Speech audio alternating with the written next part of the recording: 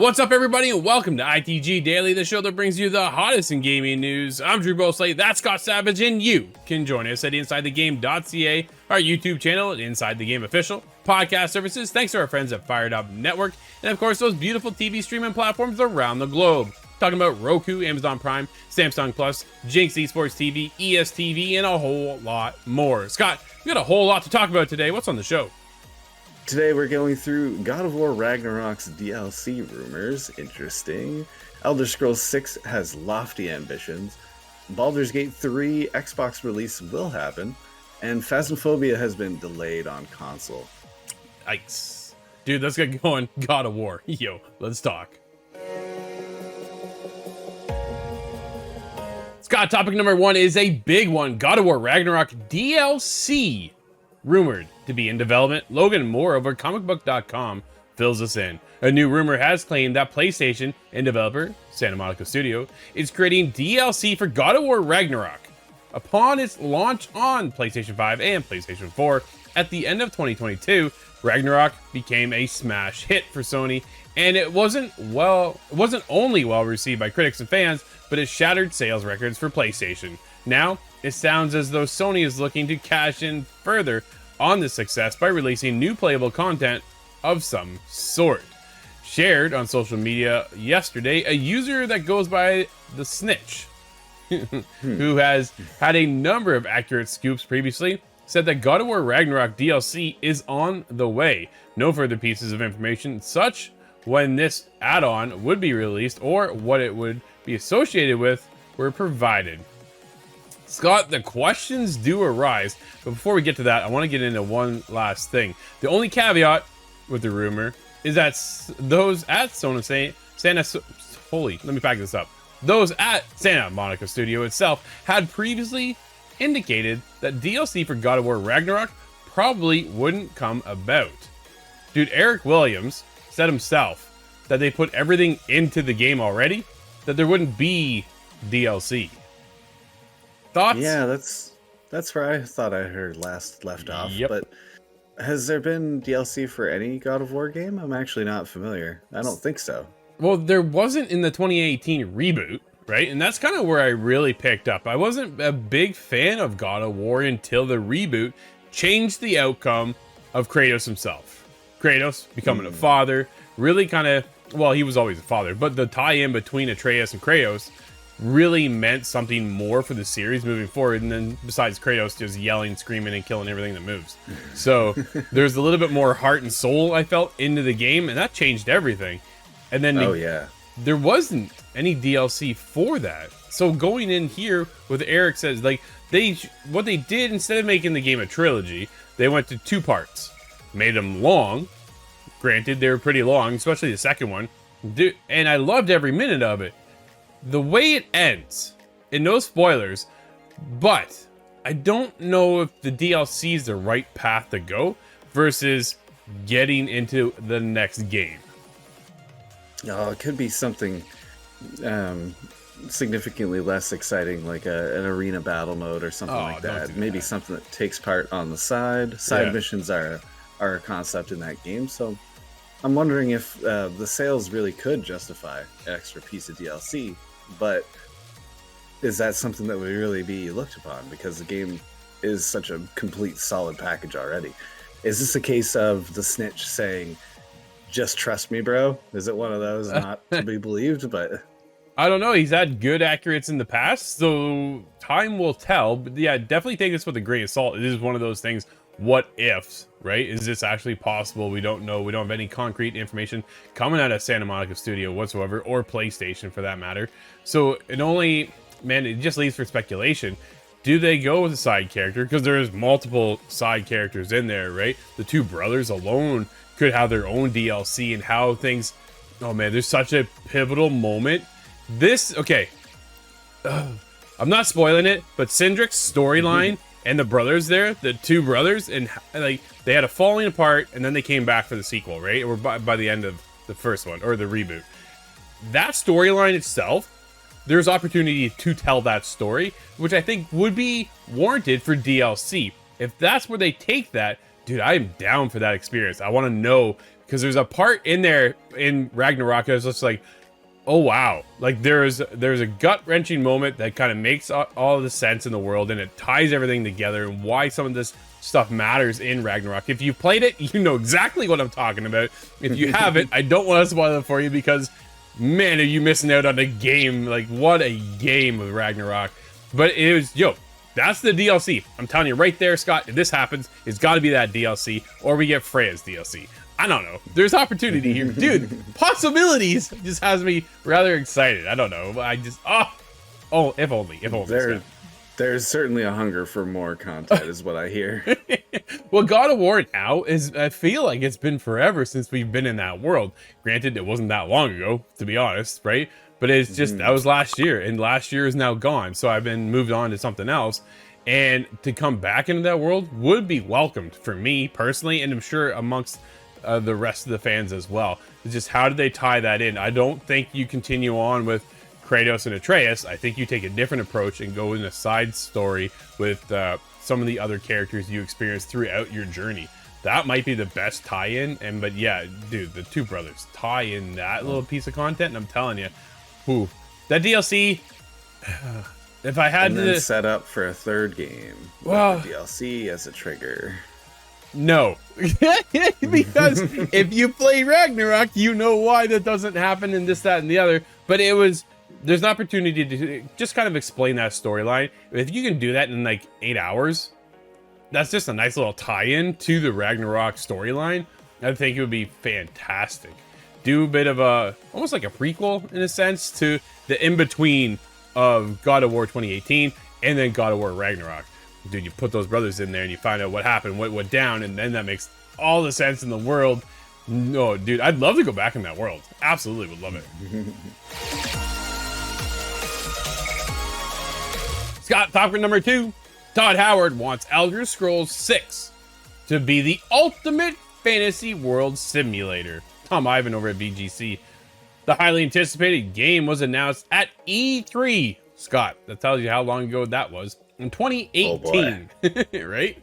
With a brief teaser trailer, which confirmed it was in pre-production at Bethesda Game Studios. However, Bethesda also revealed Starfield at the same event, and the sci-fi RPG was ahead of the fantasy one in its release pipeline. Following several delays, Starfield will arrive finally on September 6th, and Elder Scrolls 6 will be the studio's next flagship game, ahead of Fallout 5.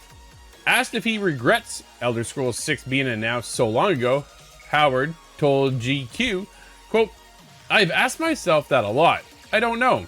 I probably would have announced it more casually," end quote. Commenting on what he'd like to achieve with the game, Howard said, quote, "It's like, I don't want to answer, but I want to be polite. I will say," dude, what a way to start that one, right? These get a little muddy. "I will say that we wanted to fill that role of the ultimate fantasy world simulator, and there are different ways to accomplish that given the time that has passed," end quote. Howard said in June 2021 that Elder Scrolls 6 was still in the relatively early planning stages and that it would benefit from the studio's work on Starfield. Quote, "The new Starfield technology, Creation Engine 2, is sort of built for both games. It's like taking new tech base," he told The Telegraph. Man, this is a while ago. "The vast majority of our development work is on Starfield right now, but everybody works on everything, so the projects kind of intertwine. It's good to think of Elder Scrolls 6 as still being in a design phase, but we're checking the tech. Is this going to handle the things we wanted to do in the game? Every game will have some new suites of technology, so Elder Scrolls 6 will have some addition on the Creation Engine 2 that the game is going to require." Scott, they're going to move it forward at some point, right? And then with Starfield now coming out here just around the corner, moving into Elder Scrolls 6, they're definitely going to iterate on that engine, upgrade it, scale it, do this, that, and the other, because you got to think at this point, Elder Scrolls 6, what are we, 7 years away? Yeah, it's got to be a super right? long distance away. I'm wondering, there's things that you can't comment on, certainly, but Starfield, allow me to just ponder. Starfield has some systems in it, like the construction. You're not going to build a spaceship in Elder Scrolls, but that might translate over into building a house, building a temple, building a base, maybe something like that we'll see that's not been done in Elder Scrolls ever before. Yeah, kind of like the Fallout series, right? Like Fallout 4 allowed you to build your home base and all that kind of stuff. They keep bringing that forward. They brought that over into Starfield, right? Because that allows you, it's in the trailer, like that I can talk about. It's in the trailer. So you can build your own spaceship, your outpost, and things like that. So, like, dude, that's a cool concept to me. If you bring that into Elder Scrolls, are we starting to build like our own little village, our own city, towns? Like, what are we gonna, opportunities are there, right? But they're gonna take some time, obviously, to get us the newest Elder Scrolls. Scott, if you had to predict two things: A, what's the biggest thing you want of the next one?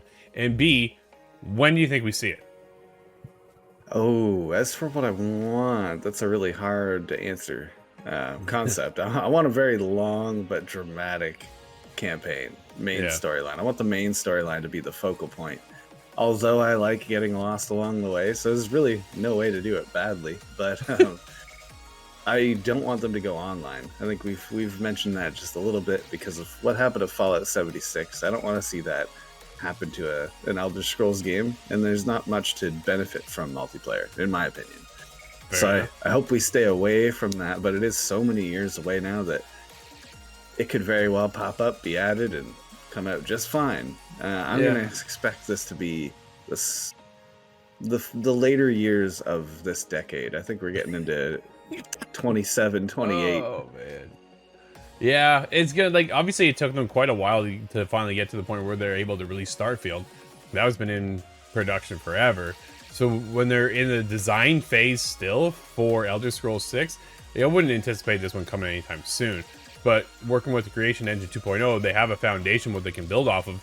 It's just a matter of iterating that engine and keep updating it, right? It's funny how we see a lot of the industry alone go to Unreal Engine 5, and then that's been updated now ever since that release. So it's like 5.3 or something right now, I think it is. 5.4, somewhere in around there. But they've allowed other creators to get in there, use their engine, but they also pay for that engine, right? So when you use that, you sell so many units, and then you have to pay for, you know, give something to Epic. Epic's not just going to give you the engine for free to design your game and make millions of dollars. When it comes into Bethesda, man, we all know how much millions of dollars they're going to make, right? Just wait till Starfield drops. I'm anxious to see what numbers that makes. And then the other side of it, too, is because it's coming to Game Pass, how well does that drive for everybody go on Game Pass? Does that drive numbers for Game Pass? Do people jump in on Starfield? How long do they stick around for? Do they continue throughout the years to keep playing Starfield? Which, granted, for that service, dude, that's going to be so many hours, and you're paying so much a month, it just keep you coming back and keep you coming back.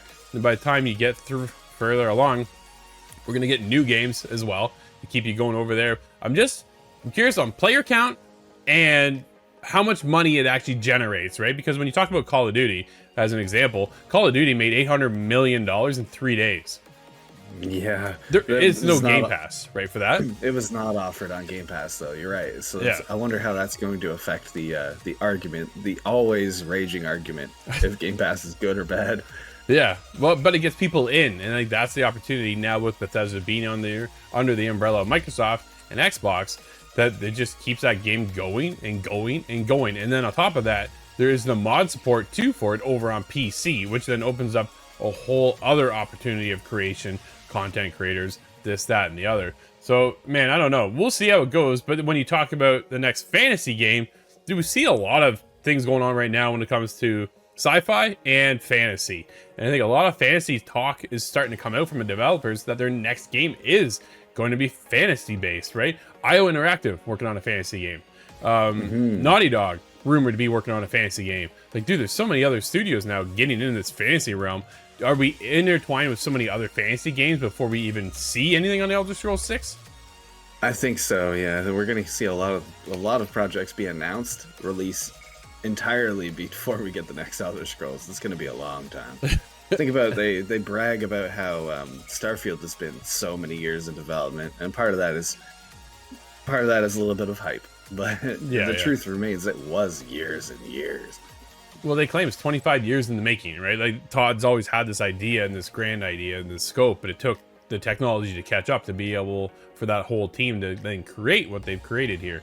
And we'll get into that later on, but it's one of those things, man. if they take the tender love and care, the Elder Scrolls 6, you gotta think it'll just hit huge numbers once again. Oh, it will. It will, certainly. Even if it's not necessarily the best game, I think it will still hit. But I'm wondering now, is this going to be the next console generation? And I think it is. Like, it's not these consoles. No, I think we'll be on to the next... What do you call the next Xbox? I'm still hung up about Series Y. Yeah, time will tell. X2 could be all right. X2? Maybe. I liked that X-Men movie. It worked out title-wise. Fair enough. Fair enough. But yeah, Elder Scrolls 6, it'll make it one day. One day. Scott, we just talked about Starfield becoming one of the most anticipated games of the year, but granted, it's got some competition. One of the biggest games of the year is Baldurs Gate 3, and it's actually going to be coming to Xbox this year. We've heard problems in the past that Larian Studios wasn't able to bring it to the Xbox Series S because of split screen functionality just wasn't quite working. Well, we've got some news. Chris Scullion over at VGC says Larian founder and CEO Svev Vinik posted on Twitter that a solution had been found that would allow the game to be released on the Xbox Series X and Series S this year. Quote, super happy to confirm that after meeting Phil Spencer yesterday, we've found a solution that allows us to bring Baldur's Gate 3 to Xbox players this year. Still, something we've been working towards for quite some time, end quote. He tweeted, quote, after improvements, all improvements will be there with split screen co-op on Series X. Series S will not feature split screen co-op, but we will also include cross-save progression between Steam and Xbox Series, end quote. Scott, they just took it out, dude. That's the solution. Oh, that's kind of what I had suggested, and I'm sure everybody across the expanse thinking about this game coming out and how it was such a weird miss for Xbox. It just did not land. So this is one way of making that happen. That's good. I guess. And you don't have to cut out Series S entirely. That would be unfortunate. Okay, so we get into the Xbox One family, now the Xbox Series family. When you get into the Series, you get Series S and Series X, right? And we're talking about no mid-gen console release for the Xbox, where we're talking rumors right now with PlayStation 5 Pro coming around the corner. We're getting into this whole, when do you start dropping these consoles? I know Series S is supposed to be somewhat compatible with the Series X, but dude, after you gotta cut co-op, isn't that a little alarming if you've been sitting there and you purchased a Series S, looking to get into Baldur's Gate 3 with some friends, couch co-op style, and you can't do it? Dude, it's the newest console out there right now. Well, yeah, you bring up an interesting point. What if this is cut? This is a precedent that cuts out a lot of features. Certain developers make that choice. Well, if we're going to Xbox, we're going to have to cut these, and that otherwise would have been figured out perhaps later on, but you don't want to add too much to that development time just to hold Xbox in. I understand there's sales to be made. Yeah. But I'm also very curious to see the sales numbers when this game drops. I don't think we have a date or a window rather, just that this is going to be released this year. Exactly. So right now, as of Baldur's Gate 3's release date is coming to PlayStation 5 next month. Does that mean they're going to be there with Xbox as well? I don't know if they really want to be there with Xbox because everybody's going to be so involved with Starfield, right? Leave that window of opportunity alone and just push it to a later date. And then when people are starting to kind of go, okay, I played a lot of Starfield now, looking for something fresh. What's the next big game to get into? Baldur's Gate 3 is anything but small. So there's your opportunity to get into something else that's big, that's finally made its way to Xbox, but it's not going to be compatible for co-op on the Series S, which is what a missed feature. Like, honestly, at the end of the day, the Xbox Series is supposed to carry over everything. Whether it's S or X, everything's supposed to be compatible, and it shouldn't matter, but it clearly does. There's something here that doesn't work when it comes to Larian Studios bringing Baldur's Gate 3 on there, because the Xbox Series X is more powerful. When you take a look at PlayStation, when the PlayStation 5 launched, there's two versions, right? One with the disc, one without. Still the same powerhouse behind it. When you get into the Xbox, there's a lesser version, right? Like the little baby brother, and then the big brother was out there. You go with the big brother, you're good. You went with the baby brother? Not so good apparently. Yeah, you're missing out on co-op, and I love co-op. I'm a big fan of couch co-op, but in this game it doesn't exactly seem like a necessity. Sure. But I can understand that hurt. It's not being there. That is disappointing. It just makes me nervous moving forward then what other studios are going to run into problems when they're developing for the Xbox platforms that aren't going to be able to develop properly because the Series S is essentially underpowered. In slightly concerning news here, we have Phasmophobia's console launch has been delayed by an office fire. Grant Taylor Hill tells us more. Phasmophobia's developer, Kinetic, revealed that the console launch of their multiplayer horror title has been delayed because of a recent fire incident in their office building. It was supposed to be released this month, but it has now been pushed back to October. On a positive note, Kinetic has explained why this is potentially more advantageous, as it now means that they will be pushing for a special launch during the Halloween period, which is likely to resonate with their fans. This makes a lot of sense. In the words of Kinetic, it'll give them time to perfect and fine-tune everything, ready for a Phasmophobia release on console. In a statement published on Twitter, Kinetic said about the delay, "Due to a fire incident in our office building and unpredicted development issues, our ability to test and develop has been significantly impacted. After careful consideration, we have made the tough decision to delay the console release." As unfortunate as that situation is, it's quite understandable, really. That was an alarming situation, to say the least. Absolutely, Scott. It's one of those things. It is what it is. It's unfortunate, right? When the fire starts up, dude, you can't predict that. Everybody has bugs and issues they always got to iron out with their games. But, yo, you toss a fire into the mix, that kind of complicates the matters. But it does line up for the Halloween season, right? Like, it does kind of, in the end, maybe kind of work out a little bit better for the spooky season. Have you played the game? You know I have. No, I've seen a lot of it, and I know this is something to keep your eye on for sure. I'm surprised it's been 3 years now since the full release. Well, when it hit PC, dude, everybody was playing it. Like, every time I looked, someone on my Steam friends list was playing. The streams were Twitch. Absolutely, right? Twitch was hot playing Phasmophobia, and everybody's all over it. Are you going to check it out when it comes to console? I think I'll have to. Yeah, I've been avoiding it for some time just because, certain reasons, but now I'm going to get into it on console. If there's achievements, I'm in. You think they can handle the controls? Going from PC to controller sometimes don't line up. PlayStation would work beautifully. Oh, how so? The haptic feedback, giving you some hints towards the spookies. Yeah, that controller is a game changer. I hope Xbox comes out with something like that sooner than later, but Phasmophobia is only, just a couple more months away now. Scott, it's Friday, but we do have one little game to play this weekend. What is it? Just a little one. This is Armored Core 6, Fires of Rubicon, and that's on PC, Xbox One, XS, PlayStation 4, and 5. Very cool, dude. A lot of anticipation behind this one. Well, that'll wrap up today's show, everybody. Thank you for hanging out with us. This has been ITG Daily, the show that brings you the hottest in gaming news each and every day. We'll be back again next week. I'm Drew. That's Scott. And we'll see you inside the game.